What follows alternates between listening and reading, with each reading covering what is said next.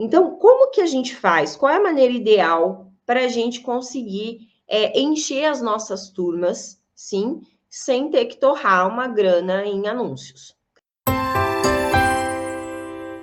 O que é importante que eu quero deixar para você aqui hoje?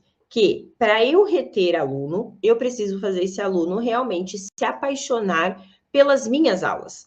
Não é se apaixonar pela dança. Sim, isso provavelmente ele já é apaixonado, mas ele precisa se apaixonar pelas suas aulas. O que é que faz um aluno se apaixonar pela aula de um determinado professor? Ah, é a aula deles, dessa professora, desse professor ser fantástica, assim, ser perfeita. Não é isso. Ah, é a aula dela, dessa professora, ser fácil, o aluno conseguir fazer tudo. Não é isso.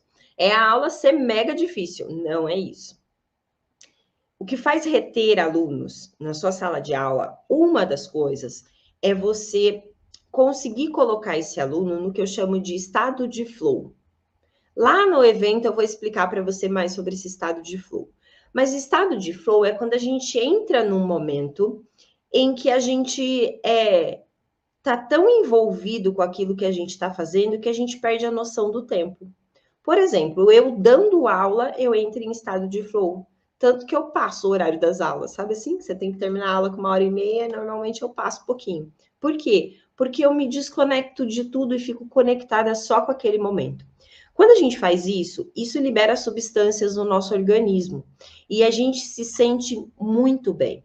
Você já fez alguma atividade ou você dando aula, você se sente nesse estado de flow, fazendo aula ou dando aula? É isso que você tem que fazer com o seu aluno.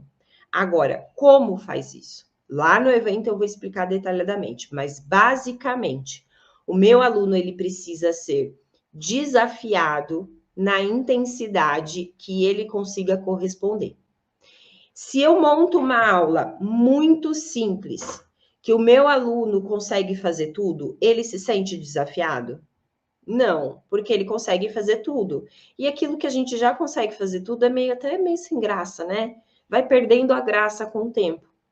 Agora, se eu monto uma aula extremamente difícil para o meu aluno e ele não consegue fazer nada, absolutamente nada, ele vai se sentir em estado de flow? Não, o desafio vai ter sido tão grande que ele vai começar a olhar e falar que ele não é capaz.